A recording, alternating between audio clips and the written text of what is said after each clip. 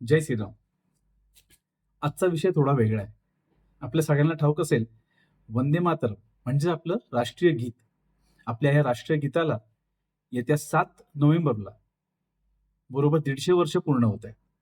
आणि त्याच्या अनुषंगाने आपले प्रत्येक जागी छोटे-मोठे कार्यक्रम होणार आहेत.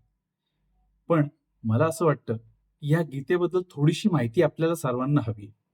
हे राष्ट्रीय गीत आहे हेच बऱ्याच जणांना माहिती नाहीये. जनगण मन हे जर आपलं नॅशनल अँथम असेल, तर वंदे मातरम हे आपलं नॅशनल सॉन्ग आहे. तर याच्याबद्दल थोड्याची माहितीबद्दल मी तुम्हाला देतो. वंदे मातरम हे भारताच्या स्वतंत्र चळवळीचं प्रतीक मानलं जातं. हे गीत बंकिमचंद्र चट्टोपाध्याय यांनी यांच्या आनंदमठ कादंबरीमध्ये लिहिलेलं आहे. हे गीत मातृभूमीप्रती अपार प्रेम, श्रद्धा आणि अभिमान व्यक्त करणारे गीत आहे. वंदे मातरम हे गीत प्रत्येक भारतीयाच्या मनात देशभक्तीची ज्योत प्रज्वलित करते. स्वतंत्र सैनिकांनी वंदे मातरम हा जयघोष करून ब्रिटिश सत्तेविरुद्ध लढा दिला होता. या गीतेत भारत मातेला देवीच्या स्वरूपात दर्शवून तिचे सौंदर्य, संपन्नतेचे आणि शक्तीचे वर्णन केलेले आहे. वंदे मातरम हे गीत भारतीय स्वतंत्र संग्रामात घोषवाक्य बनले. या गीतेने लाखो भारतीयांना स्वातंत्र्यासाठी बलिदान देण्याची प्रेरणा दिली. भारताच्या संविधानाने वंदे मातरम याला राष्ट्रीय सॉन्ग म्हणजे राष्ट्रीय गीत म्हणून मान्यता दिली. हे गीत आपल्याला सांगते की भारत हा विविधतेत एकता असलेला देश आहे आणि सर्व भारतीय एकच भारत माता यांचे अपत्यप्रमाणे आहे. वंदे मातरम म्हणजे हे आई तुझं मी वंदन करतो हे केवळ गीत नसून भारतीयांच्या हृदयातील भावनांचा आवाज आहे. देशप्रेम, त्याग आणि अभिन्नताचा प्रतीक आहे. थोडीशी अजून माहिती देतो. बंकिमचंद्र चट्टोपाध्याय हे या गीतेचे रचनाकार आहेत. यांनी हे गीत 1870च्या दशकात लिहिले आणि नंतर आनंदमठ या प्रसिद्ध कादंबरीमध्ये ह्याचे समाविष्ट झाले.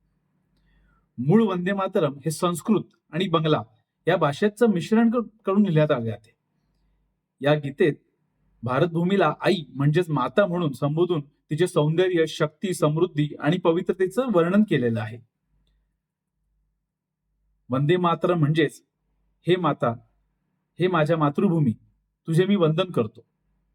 या गीतेतून भारतीय जनतेचं आपल्या देशावर असलेलं निर्भळ प्रेम, आदर आणि निष्ठा प्रकट होते. ते आपल्याला आठवण करून देतात, आपला देश ही फक्त जमीन नसून ती आपली माता आहे. वंदे मातरम हे स्वतंत्र संग्रामाचे घोषवाक्य बनले. ब्रिटिश राजवटीविरुद्ध आंदोलन करताना लोक रस्त्यावर वंदे मातरमचे नारे लावत असत. या गीतेने भयावर मात करण्यासाठी त्यागाची आणि लढाईची प्रेरणा दिली. अनेक क्रांतिकारी जसे लाल बाल पाल, बिपिनचंद्र पाल, अरविंद घोष, नेताजी सुभाषचंद्र बोस यांनी या गीतेला आपली प्रेरणास्थान बनवले. 24 जानेवारी 1950 रोजी भारताच्या संविधान सभेने वंदे मातरम याला राष्ट्रगीत म्हणून मान्यता दिली. जनगण मन जसं आपलं नॅशनल अँथम त्याचप्रमाणे वंदे मातरम हे आपलं नॅशनल सॉन्ग आहे. या गीतेत भारतामधले भारत मातेला अत्यंत सुंदर आणि समृद्ध रूपात दाखवलेले आहे.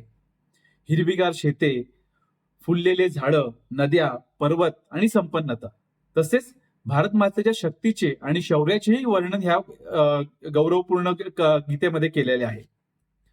भारत माता ही निसर्ग, संस्कृती आणि श्रद्धा यांचं प्रतीक आहे.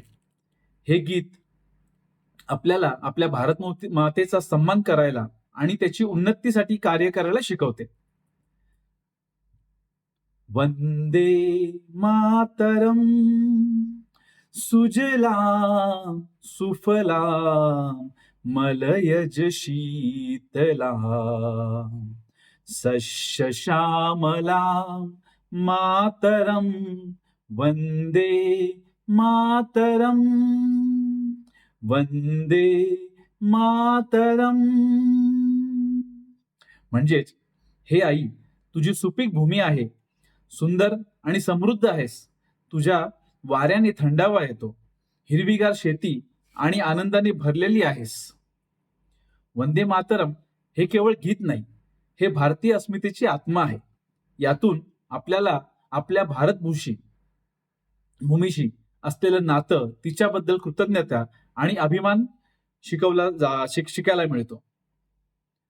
ही माहिती तुम्हाला कशी वाटली हे तुम्ही मला थोडक्यात कमेंट्समध्ये नक्की सांगा.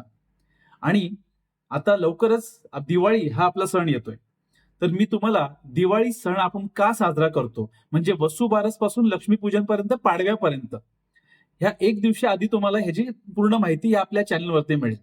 आपल्या चॅनलला नक्की सबस्क्राईब करा आणि आमचा इंस्टाग्राम हँडल म्हणजेच पुट्टोल PUTTOL खाली मी दिलेलं आहे, त्याला फॉलो करा, जेणेकरून ही माहिती तुम्हाला वेळोच्या वेळी भेटत जाईल. धन्यवाद. जय श्रीराम.